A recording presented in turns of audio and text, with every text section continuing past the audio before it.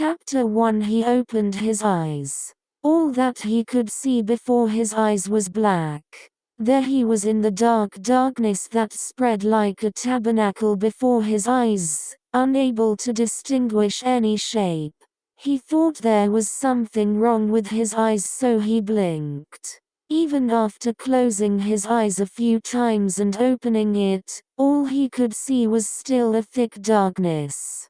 A pitch-black darkness took over him. He was in a completely dark place with no light coming in. He tried to move his limbs, but it felt like it was tied with chains. His body didn't move like he wanted it to. There was no strength in his hands and feet. His whole body felt helpless. The only thing that can move is his eyelids. He couldn't control the other parts of his body at all. This did not go in. There is nothing wrong with my eyes. He couldn't be sure because he couldn't even recognize his own limbs right away, but he instinctively realized that there's nothing wrong with his eyes. If he became blind, he would have felt something like pain. But there was no abnormality in his senses.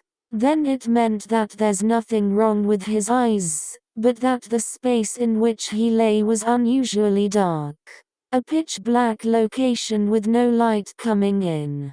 Underground. He thought of the possibility. He had never heard of a building built with human technology that can block out light so perfectly. If so, then there was a high probability that the space he was lying in was a basement or a perfectly closed space where light could not reach him. Why did this happen? He slowly traced his memory. Who was he? And why was he in this situation? His head throbbed as he tried to jog his memories.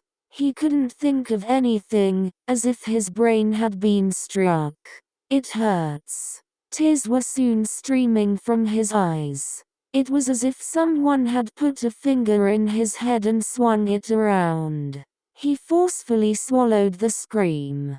It was painful, but he didn't stop thinking. Then, little by little, his memory returned. My name is Pio Wall. I am 14 years old, a drifter who aimlessly wanders the world like an orphan without parents. He has no roots, no dwelling place. He, Pio Wall, furrowed his eyebrows in a frown. Again, the pain rushed in like a tidal wave. Yet he forced himself to thinking. As a result, he was able to fully remember who he was. Now it's time to figure out why and how he ended up here. Him, Pio Wall recalled the man who remained in his last memory. A middle-aged man whose characteristics was a plain face and sharp eyes that do not match. The man who he had stumbled upon in the midst of begging had said, "You look good enough." That was the last memory of Pio Wall. At the end of those words, Pio Wall lost his consciousness and woke up in the dark. The man in his memories must be related as to why he was left alone in such a space where no light enters. Pio Wall did not know the man's name nor identity. He didn't even know why he was locked up like this. It couldn't be because of a grudge. There was no way that he, an orphan who was just wandering aimlessly, would be the target of a resentment so deep that someone would do this. There must be some kind of purpose, a goal. If the captor's aim was to kill him, then they would have already killed him. They would not have gone through the trouble of locking him up without killing him. So they obviously must have some need or purpose for him. His head ached as if it would break. Trying to think deeply with his abnormal state had already consumed a great deal of mental power. Pio Wall closed his eyes. Whether he opened his eyes or closed it, there was no change. He wondered what it meant to close his eyes since his surroundings remained dark. Still, closing his eyes was less painful than keeping them open. He didn't know how much time had passed. Whether he had already lost his mind or was maintaining it, the boundaries were blurred. His head was a mess.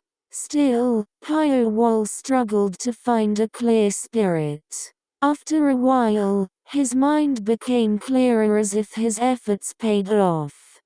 Pio Wall was surprised with the involuntary sigh that escaped from him. The last time he woke up, he couldn't even breathe heavily. All he had to do was keep breathing hard, and he couldn't even dare to take a deep breath like this. Being able to breathe deeply was clearly a sign that body functions were returning to normal. Maybe it was an illusion, but he decided to think positively. It was painful to be alone in the darkness without a single light. The darkness made a person think a lot. Thoughts would flood in like a tidal wave, controlling over the mind and body. The overflowing thoughts would be enough to drive a person crazy. Even more for Pio Wall, who was unable to move. The sense of isolation, as if alone in the darkness of the beginning, corroded his mind little by little. If time continued to go by like this, it was clear that he would go crazy with his own thoughts. Therefore, Pio Wall tried to think positively and